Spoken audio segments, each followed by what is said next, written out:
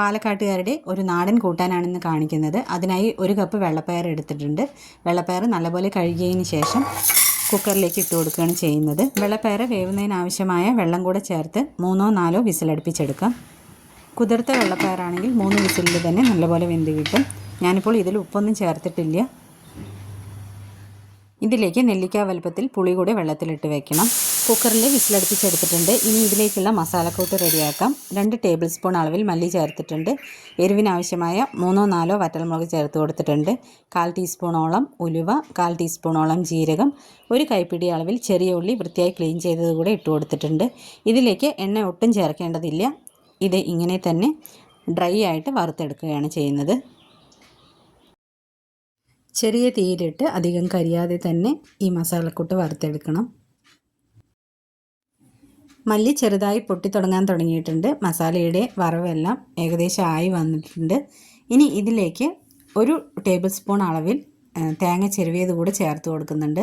ഇത് ഓപ്ഷനിലാണ്. തേങ്ങ ഇല്ലാതെയും ഈ കറി വയ്ക്കാം. ഞാൻ വെറും 1 ടേബിൾ സ്പൂൺ മാത്രമേ ചേർത്ത് കൊടുക്കുന്നുള്ളൂ. ഇതും കൂടെ ചേർത്ത് ഒന്നുകൂടെ നന്നായി വറുത്ത് നമുക്കിത് മാറ്റാം.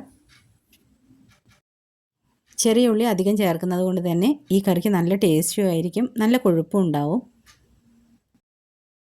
വറുത്തെടുത്ത മസാലയുടെ ചൂട് നല്ലപോലെ പോയതിന് ശേഷം മിക്സിയുടെ ജാറിലേക്ക് ഇട്ട് കൊടുക്കുന്നുണ്ട്. ഇതിലേക്ക് അല്പം വെള്ളം കൂടെ ഒഴിച്ച് അരച്ചെടുക്കാം. മൺചട്ടിയിലേക്ക് 3 ടേബിൾ സ്പൂണോളം വെളിച്ചെണ്ണ ഒഴിച്ച് കൊടുത്തിട്ടുണ്ട്. എണ്ണ നന്നായി ഒന്ന് ചൂടായി വന്നോട്ടെ. അതിലേക്ക് 1/4 ടീസ്പൂണോളം കടുക് ഇട്ട് കൊടുക്കാം. കടുക് പൊട്ടിയതിന് ശേഷം ഇതിലേക്ക് 1/2 കപ്പോളം ചെറിയ ഉള്ളി വൃത്തിയായി കഴുകി നുറുക്കിയെടുത്തതാണ്. അതിൻ്റെ ഒപ്പം തന്നെ കുറച്ച് കറിവേപ്പില കൂടെ ചേർത്ത് നന്നായി വഴറ്റിയെടുക്കാം. ഉള്ളിയുടെ കളർ മാറി വരുന്ന സമയത്ത് അരച്ച് വെച്ചിരിക്കുന്ന മസാല ഇതിലേക്ക് ചേർത്ത് കൊടുക്കാം.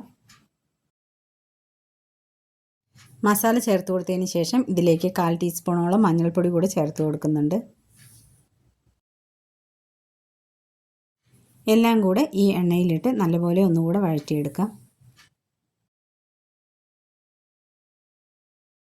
മസാലക്കൂട്ടിലേക്ക് വേവിച്ച് വെച്ചിരിക്കുന്ന വെള്ളപ്പയർ കൂടെ ചേർത്ത് കൊടുക്കുന്നുണ്ട്.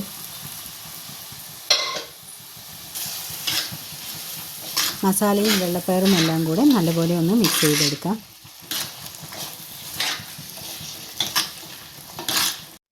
ഇതിലേക്ക് അരവ് വെള്ളം കൂടെ ചേർത്ത് കൊടുക്കുന്നുണ്ട്.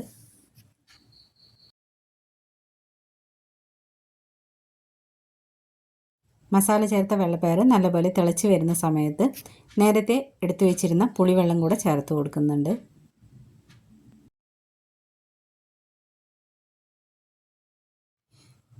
എല്ലാം കൂടെ നല്ലപോലെ ഒന്ന് യോജിപ്പിച്ചെടുക്കാം. ഇതിൽ ഗ്രേവി ഇനിയും ആവശ്യമാണെങ്കിൽ കുറച്ചുകൂടെ വെള്ളം ഒഴിച്ചു കൊടുക്കാം.